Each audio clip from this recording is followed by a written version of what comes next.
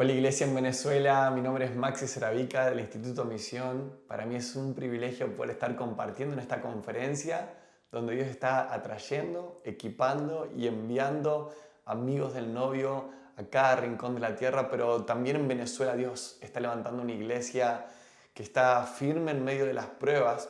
Yo quiero poder hablarte un poco de eso. Tengo una palabra en mi corazón que espero que pueda ser un ladrillo para seguir edificando y colaborando sobre todo lo que Dios está haciendo en medio de esta conferencia y en medio de todo este tiempo en Venezuela.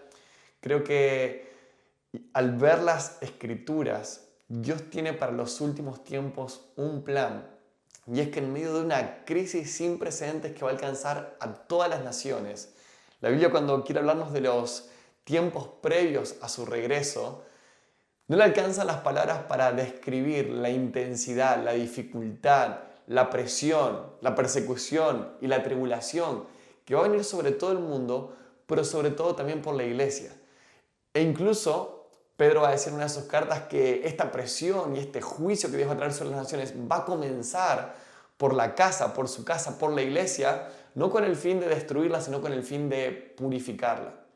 Y a mí me gusta decir que las tribulaciones, las pruebas, son el hábitat natural de la iglesia. Muchas veces cuando nos toca pasar tiempos de prueba, de presión, de dificultad, solemos levantar nuestros ojos al cielo y decir, Señor, ¿dónde estás? ¿Qué está pasando? Pero hoy quiero mostrarte que en contrapartida, el Nuevo Testamento nos invita a una conversación, a una mesa donde Dios dice, hey, quiero que confíes en mis planes. Yo sé que desde tu óptica, desde tus pensamientos, tal vez no entiendas lo que estoy haciendo, pero es porque necesitas subir, porque mis pensamientos son más altos que los de ustedes y mis caminos son más altos. Y entonces me gusta decir esto, que las tribulaciones y las pruebas son el hábitat natural de la iglesia. Yo ahora quiero mostrártelo con varios versículos bíblicos. Pero claro, cuando algo está en su hábitat natural, eso crece, eso se desarrolla, eso se multiplica, fructifica. Cuando una planta se encuentra en su hábitat natural, crece, sus hojas están fuertes, da flor, da fruto.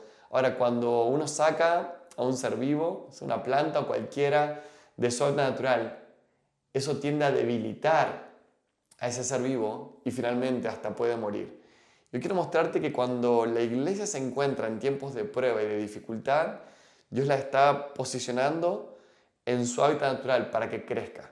Y quiero mostrarte cómo cada vez que la iglesia pasó persecución, cada vez que la iglesia pasó por tiempos de prueba y de mucha presión, el evangelio, lejos de apagarse, se propagó como nunca antes. Y por eso Dios tiene pensado un plan para los últimos tiempos que incluye una presión y una crisis sin precedentes, porque ese va a ser el escenario para que la gran comisión sea completada. Y quiero leerte solo algunos versículos.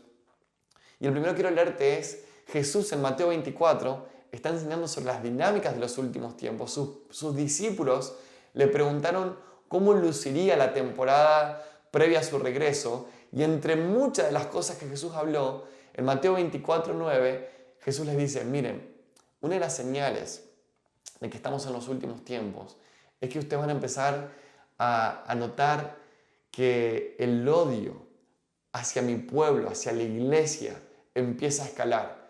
Y empieza a decirles cosas como estas en Mateo 24, 9. Dice, los van a entregar a tribulación, los van a odiar por causa mía, por causa de la palabra, y si es posible, los van a matar.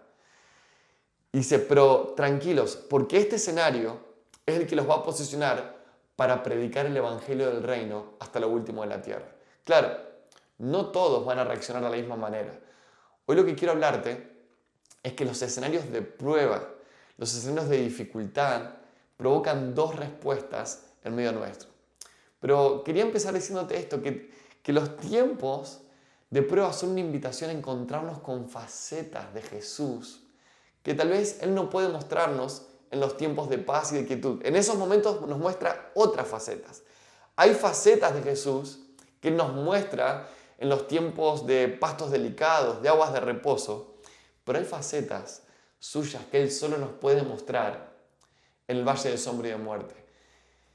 Hay facetas de Jesús que nos dejan en su pecho, en los pastos delicados, en las aguas de reposo, cuando empezamos a entender el amor de Dios, su misericordia, cuando experimentamos su perdón, son facetas de Jesús que nos dejan en su pecho.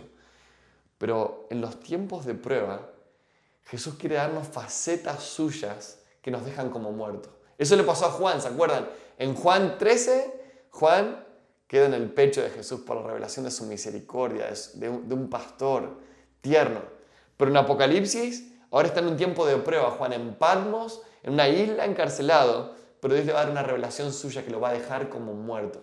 Y creo que, iglesia en Venezuela, Dios está en el asunto, y quiero profetizar de que Dios está en el asunto de dar revelaciones suyas que nos van a ayudar a pasar las pruebas, a atravesarlas en victoria.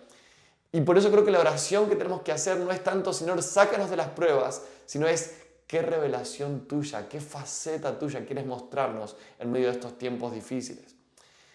Porque te decía hace un rato, porque es como nuestro seteo por defecto, es como el lugar en el que la iglesia fue diseñada para funcionar. Son los tiempos de prueba. Desde Hechos 1:8, donde Dios dice, vayan y hagan discípulos, prediquen el Evangelio desde Judea, Samaria y hasta lo último de la tierra. Y los discípulos no logran salir de Jerusalén y entonces Dios envía una persecución en Hechos 8 y entonces sí dice que empiezan a predicar el Evangelio por todos los lugares donde habían sido dispersados.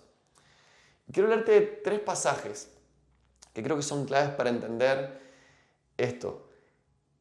No deberíamos ver los tiempos de dificultad y de prueba y de persecución como que algo raro nos está pasando, sino como el lugar para el que fuimos puestos para fructificar. Miren lo que dice Hechos 14:22. Dice, contexto, Pablo había sido apedreado en Listra por predicar el Evangelio, y uno piensa, bueno, Pablo, no vas a entrar más a esas ciudades porque la próxima tal vez no salgas con vida, y Pablo vuelve a entrar. Porque sabe que ahí hay discípulos que están pronto a pasar por las mismas dificultades que él. Y él les dice esto, es necesario, Hechos 14:22, es necesario que a través de muchas tribulaciones entremos en el reino. Y quiero que grabe esta palabra, es necesario. Es necesario que a través de muchas tribulaciones entremos en el reino.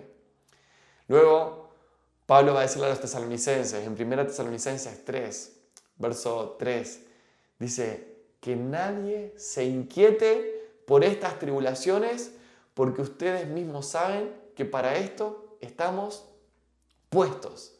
Pablo está diciendo, nadie se inquiete, nadie sienta que algo raro nos está pasando por estos tiempos de presión, porque para esto estamos puestos. Ya se los decíamos de antemano, va a decir en el versículo 4, que íbamos a pasar por tribulaciones. Hermano, Jesús mismo, en Juan 16:33 va a decir, en el mundo tendréis aflicción. Me gusta leer la Biblia de las Américas que dice, en el mundo tendréis tribulación, porque es la palabra correcta que aparece ahí. En el mundo van a tener aflicción, tribulación, pero confíen, yo ya vencí al mundo. Y se los digo antes, se los anuncio antes, para que tengan paz. Amo este pasaje. Por último, el pasaje que quería leerte en 2 Timoteo 3:12, últimas palabras de Pablo antes de ser decapitado, le dice Timoteo, asegúrate de que todos los que quieran vivir piadosamente en Cristo Jesús sepan que van a padecer persecución. Entonces, a veces me pregunto, digo, ¿quién nos enseñó a huir de los tiempos de prueba? ¿Quién nos enseñó a huir de la persecución, de la tribulación, de no querer por ningún medio pasar por estos escenarios? Cuando Dios dice, hey, este es el hábitat natural de la iglesia, este es el escenario que yo voy a preparar para avergonzar al reino de las tinieblas y que la debilidad que va a experimentar mi pueblo, producto de estas pruebas, esa debilidad va a ser el lugar donde mi gracia y mi poder se va a fortalecer para predicar el evangelio del reino y que el reino de los cielos sea establecido y preparado el camino para el regreso del rey. Por eso me gusta decir que Jesús es el camino, no el atajo. A veces quisiéramos que Jesús sea el atajo, pero Jesús no es el atajo, Jesús es el camino. Él no nos prometió que no va a haber valle de sombra y de muerte. Él nos dijo, yo voy a estar con ustedes en ese valle de sombra y de muerte, caminándolo a ustedes con mis herramientas, con mi vara y con mi callado. Yo no les prometo que no van a pasar por angustias ni que enemigos se van a presentar en el camino, pero sí les prometo que en medio de esos angustiadores y en medio de esos enemigos yo voy a tender banquete. Yo no les prometo que no se van a desgastar y van a sentir cansancio a punto de tirar la toalla, pero sigan peleando porque yo voy a volver a llenar sus copas una y otra vez. Voy a ungir sus cabezas una y otra vez. Hermanos, quiero animarlos y profetizar que vamos a llegar hasta el final y que no hay atajos. Hay que atravesar este tiempo. Pero Jesús, luego de plantear el escenario, los van a entregar a tribulación, Mateo 24, 9, los van a odiar y si es posible los van a matar. Él va a decir, este escenario va a provocar dos respuestas en medio de mis seguidores. Y acá donde quiero que me prestes mucha atención, porque esta crisis sin precedente que estamos viendo en todas las naciones y que va a ir en escalada, y te digo esto porque necesitamos tener las expectativas correctas, porque correctas expectativas producen una correcta preparación, pero incorrectas expectativas producen desilusión. Si nuestras expectativas es simplemente que todo mejore y que todo se simplifique, nos vamos a desilusionar. Pero si podemos tener la correcta expectativa de que la crisis, la presión sobre los seguidores de Jesús en los próximos años va a ir escalando, nos va a permitir prepararnos a nosotros, a nuestros hijos, a nuestras comunidades, para atravesar en victoria, porque la Biblia profetiza también que ese tiempo de crisis sin precedentes también será un tiempo de gloria sin precedentes. Ahora, quiero hablarte de estas dos respuestas que va a provocar el tiempo de crisis, el tiempo de prueba, el tiempo de tribulación. Y entonces, después de Mateo 24:9, viene Mateo 24:10 al 12, donde Jesús nos muestra el primer tipo de respuestas que se va a encontrar en medio de sus seguidores, y Él va a decir esto: muchos, por presentarse este escenario de caos, de crisis y de presión, van a tropezar. Muchos tropezarán entonces. Y el verso 12 va a decir, y el amor de muchos se va a enfriar. Entonces, ¿cuál es la primera respuesta que vemos que va a haber en medio de esta crisis y que ya está pasando hoy? Pero esta crisis va a ir en escalada. Pero ya estamos viendo hoy que este tiempo de prueba está provocando que el amor de muchos se enfríe y que muchos tropiecen. Ahora, esta palabra tropezar no es inocente, no es simplemente trastabillar en nuestro caminar con el Señor, sino que esta palabra tropezar es bastante pesada en su significado. Su palabra original es la palabra escandalizo, que podrías ver ahí como otras versiones. La Reina Valera lo traduce como tropezar, pero por ejemplo la Biblia de las Américas lo dice un poco más claro. No dice muchos tropezarán, dice muchos se apartarán de la fe. La NTV, más claro aún, muchos se apartarán de mí. Me gusta cómo lo expresa la BLP, que dice, serán días en que la fe de muchos correrá peligro.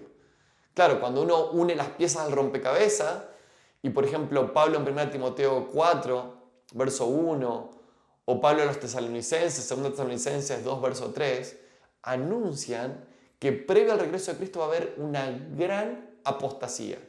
¿Qué es una gran apostasía? Muchas personas renunciando a su fe. Claro, dijimos que incorrectas expectativas producen desilusión y la desilusión nos puede llevar a perder nuestra fe, a rechazarla, a decir, ya no es este el camino que yo quiero vivir, porque las expectativas que yo tenía, a mí me dijeron que el Evangelio iba a solucionar todos mis temas en esta vida, y Pablo dice, hey, no se confundan, si tu esperanza en Cristo es solo para esta vida, somos las personas más dignas de lástima.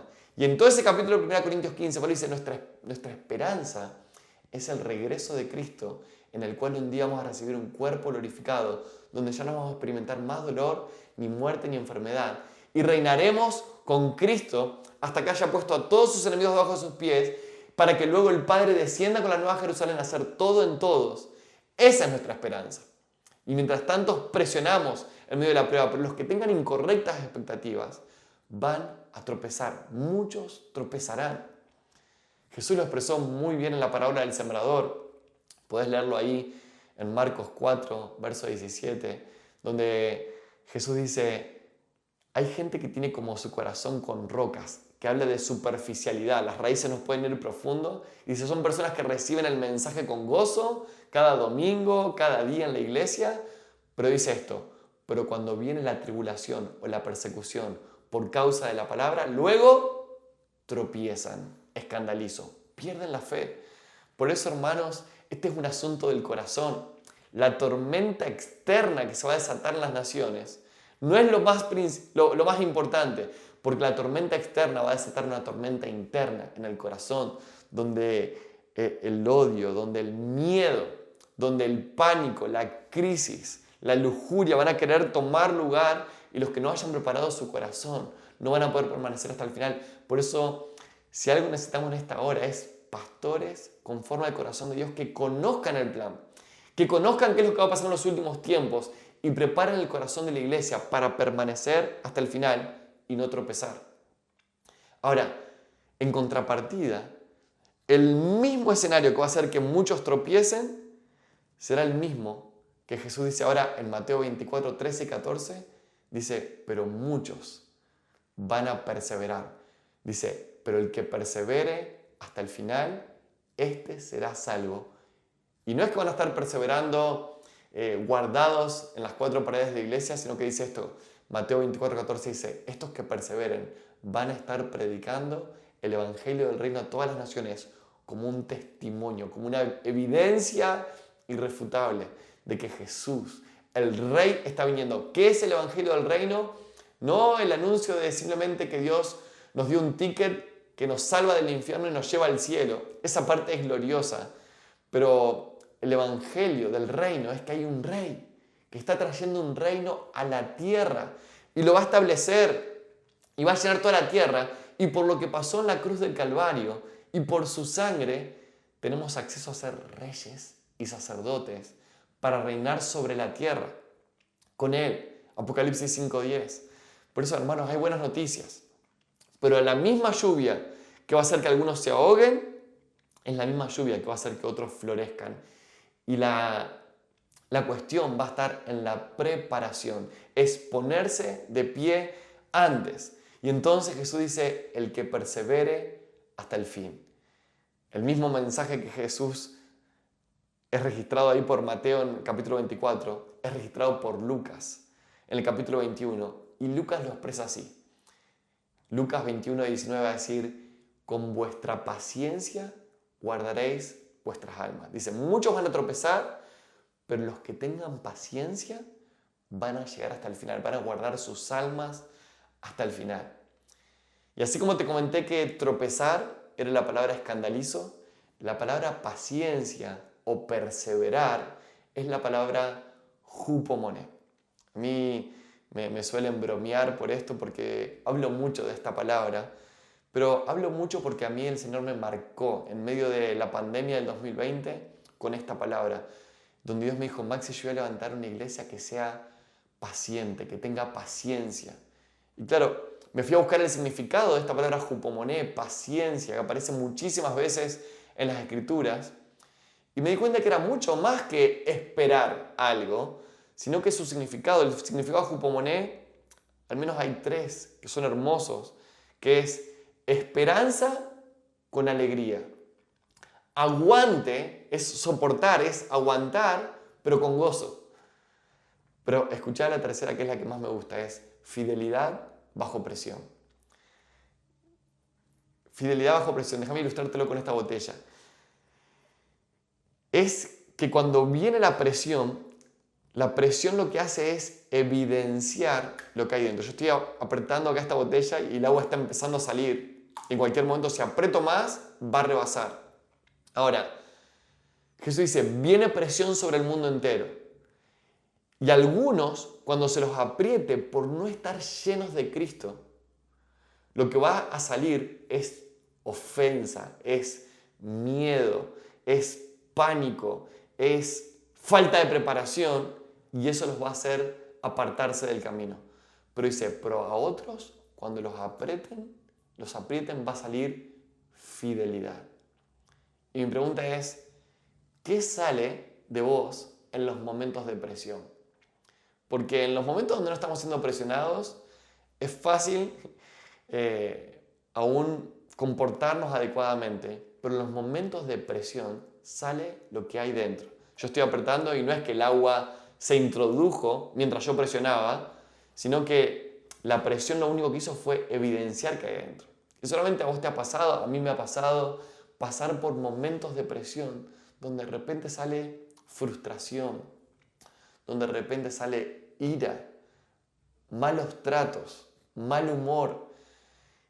Y en realidad, esas pequeñas pruebas es Dios dándonos la oportunidad de decir, hey, quiero que veas lo que hay en tu interior para que lo expongas delante de mí, puedas tratarlo y de esa manera cuando venga la gran crisis puedas estar preparado para ser estos amigos del novio que salgan a gritar, salgan a recibir al esposo. Pero si no lidiamos con el corazón, podemos adormecernos, podemos ofendernos y terminar tropezando. Por eso, todo el lenguaje de los últimos tiempos es como una gran tormenta que se avecina, pero me gusta imaginarme como estos huracanes. Está el ojo del huracán, pero previo a que llegue el ojo del huracán a un territorio, hay tormentas que van anunciando que el ojo del huracán viene. Y esas tormentas previas hacen que la gente se prepare. Y por ejemplo, cuando hay un huracán, la gente va al supermercado y toma dosis extras de agua potable porque se suele cortar el suministro de agua, baterías, luces de emergencia, velas, porque se corta el suministro eléctrico. Y esas pequeñas tormentas dicen, hey, hay que preparar, hay que clavar maderas en los vidrios para que el viento no rompa los vidrios de las ventanas. Ahora, cuando llega el ojo de la tormenta, ya no es tiempo de prepararse. Los supermercados van a estar cerrados y ya es tarde. Y yo siento que el lenguaje de los últimos tiempos, del cual habla Mateo 25, por ejemplo, y las vírgenes, que fueron imprudentes, que no se prepararon y cuando quieren salir a prepararse, ya es tarde y la puerta se cierra. Pero hubo otras que a pesar de la dificultad y que tienen que presionar contra no quedarse dormidas, pero hubo una preparación que las permite estar listas cuando la crisis llega. Y yo creo que Dios está dejando que pequeñas tormentas golpeen. Iglesia en Venezuela, yo creo que Dios nos está dando la oportunidad, está dejando que pequeñas tormentas, yo sé que a nosotros nos parecen gigantes estas pruebas, pero son pequeñas tormentas que Él está dejando que golpeen nuestro corazón, que golpeen nuestras familias, que golpeen nuestras estructuras, no para destruirnos, sino para mostrar qué hay dentro, qué está saliendo en este tiempo de presión. Porque Él dice, bueno, ahora exponé lo que salió porque yo quiero llenarte de Cristo. Porque si Cristo está en nosotros, Cristo en nosotros, esperanza de gloria, esperanza de llegar hasta el final y ver a ese hombre manifestarse en gloria. Ahora, si lo que necesitamos es paciencia, la pregunta es, bueno, ¿cómo conseguimos paciencia? Si con nuestra paciencia vamos a ganar nuestras almas, ¿cómo conseguimos paciencia?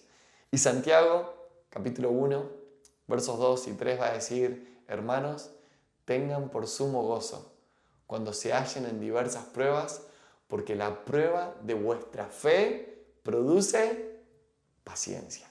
Hupomone. Y Santiago va a terminar su carta en capítulo 5, verso 11, diciendo, ¿quieren saber cómo obtener paciencia? Miren a Job. Miren a este hombre, Job en el Antiguo Testamento. Ese hombre tuvo hupomone, tuvo paciencia. Dice así Santiago 5:11, ustedes escucharon, habéis oído la paciencia, la hupomone de Job. Y ustedes vieron su final, que Dios terminó siendo fiel y compasivo con él. Creo que Santiago le está diciendo, ¿quieren aprender a tener hupomone? Miren a Job. Y creo que en estos minutos finales de esta reflexión vayamos al libro de Job un minuto. Porque siento que se vuelve a repetir este patrón. Un escenario, dos respuestas. Un escenario, dos respuestas. El escenario va a ser que en un solo día, Job y su esposa pierden todo lo que tienen. Pierden sus 10 hijos, pierden todas sus posesiones, sus negocios, todo lo que tenían lo pierden en un solo día. Pero vamos a tener dos respuestas. Job va a responder de una manera y su esposa va a responder de otra. Y quiero que entremos en esta historia, que quiero garantizarte que es una historia real. Muchos, al no saber cómo lidiar con una prueba de este calibre en la vida de Job, dicen, bueno, esto debe ser una fábula, un cuento, Pero Santiago nos dice, hey, no fue ninguna fábula. Imiten la fe, la paciencia de Job. Ezequiel va a decir, imiten la intercesión de ese hombre. Esta historia es una historia real, la de Job, pero que va a tener dos respuestas diferentes ante un mismo escenario. Y quiero que veamos a Job como una sombra profética de la iglesia gloriosa de los últimos tiempos, que en medio de la prueba, en medio de la presión, sale fidelidad. Y quiero que veamos a la esposa de Job como una sombra profética de una iglesia que no se preparó y que va a terminar apostatando, renunciando a su fe en los últimos tiempos. Y tal vez vos digas, no, a mí nunca me va a pasar eso. Y Pablo nos mira a los ojos y en 1 Corintios 10 dice, el pueblo de Israel pensaba como ustedes, que nunca se iban a apartar y terminaron pereciendo en el desierto, aunque una nube los acompañaba de día, aunque una columna de noche, aunque comían pan y bebían de la roca que era Cristo, terminaron pereciendo. Y lo va a culminar con estas palabras. Así que el que crea estar firme, mire que no caiga. Preste atención.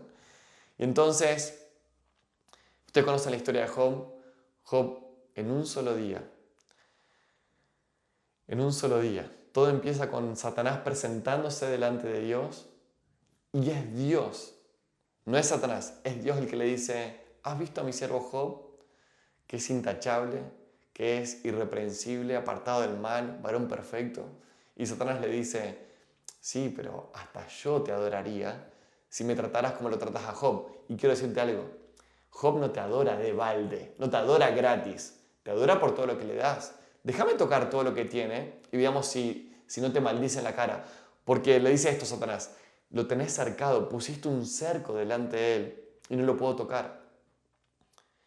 Y aquí hay un principio importante. Satanás no puede hacer nada sin permiso, hermanos. Si no necesitara permiso, todos nosotros estaríamos muertos. ¿Recuerdan? Los demonios del Gadareno le tienen que pedir permiso a Jesús para ir a los cerdos. Pedro y Jesús están conversando y Jesús le dice, Pedro, Satanás me pidió permiso para zarandearte. Quiero decirte algo. La situación en Venezuela y en las naciones no es casualidad. Satanás no puede hacer nada sin permiso. Pero quiero darte buenas noticias. Cada vez que Dios da permiso, Él pone límites, Él está intercediendo por nosotros. Y número 3, siempre que Dios da permiso es para promoción. Job va a terminar con el doble de todas sus posiciones. Jesús le dice, Pedro, tranquilo, yo le voy a dar permiso a Satanás para que zarandee, porque lo que él va a usar para matarte se lo va a volver en contra. Y vos vas a ser fortalecido para luego fortalecer a tus hermanos. Así que vamos, pelea. Voy a estar intercediendo. Tenés un intercesor. Venezuela, tienes un intercesor en el medio de esta hora que está intercediendo para que tu fe no tropieces, para que no rechaces tu fe, para que no te falte la fe, sino que la sostengas hasta el final. Y entonces, Satanás le dice a Dios, dame permiso para tocar la vida de Job. Y acá es donde se nos queman un poco los papeles porque Dios dice, te doy permiso. Y yo imagino a Dios pensando por dentro, presionalo todo lo que quieras a Job. Yo lo conozco, él es mi amigo. Presionalo, de adentro de él va a salir fidelidad. Él es mi amigo, es irreprensible, apartado del mal, temeroso de mí.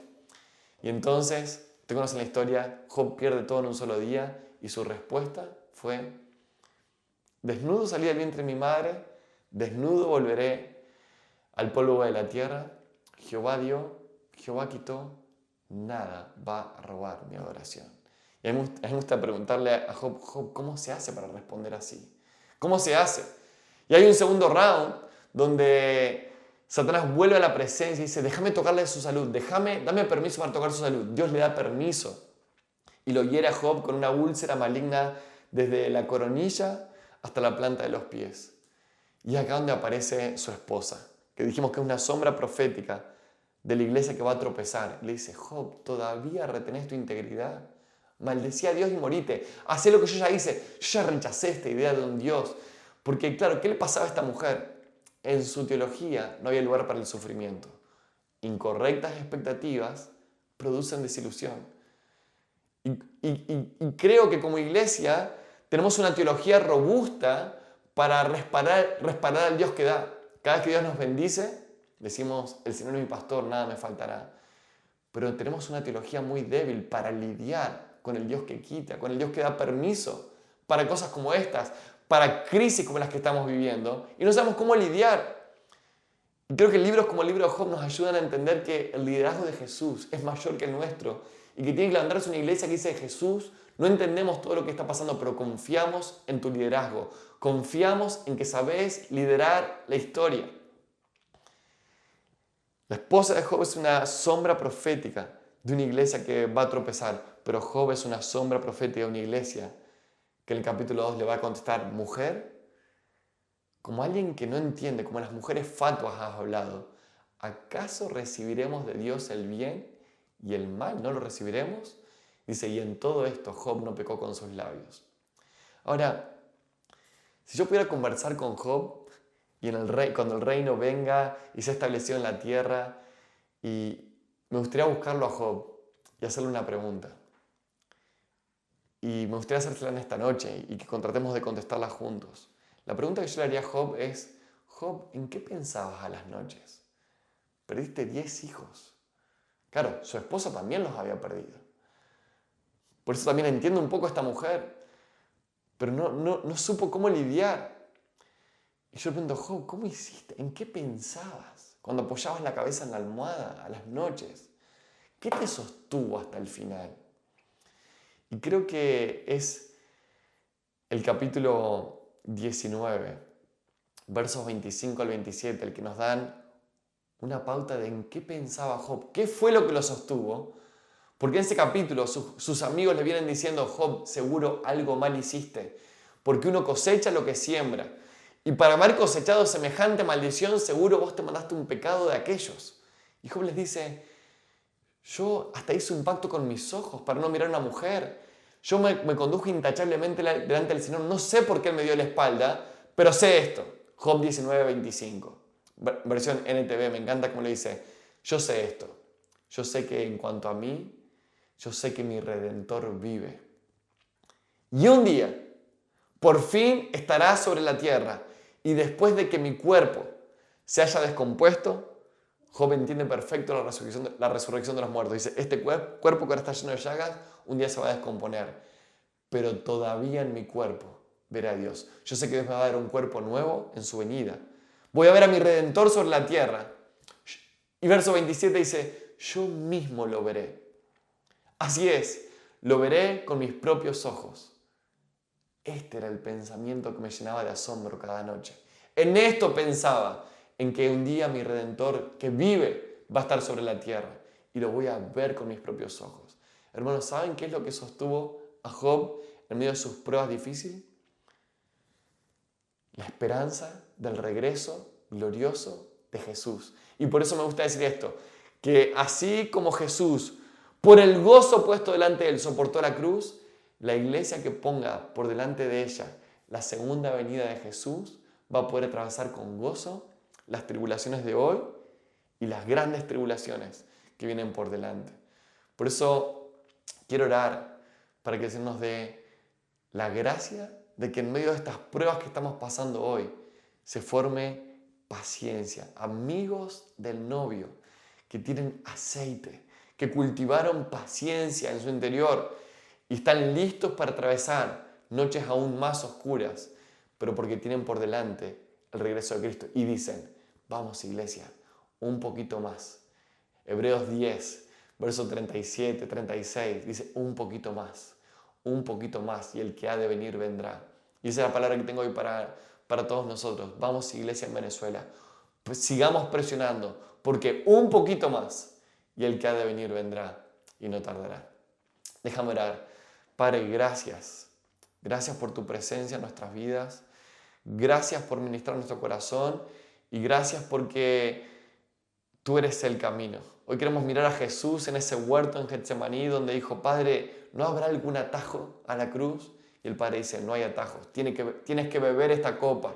Y hoy miramos a nuestro Maestro y decimos: no hay atajos. Jesús nos mira y nos dice: no hay atajos a la tribulación, no hay atajos a las pruebas, pero sí hay un camino y yo soy ese camino.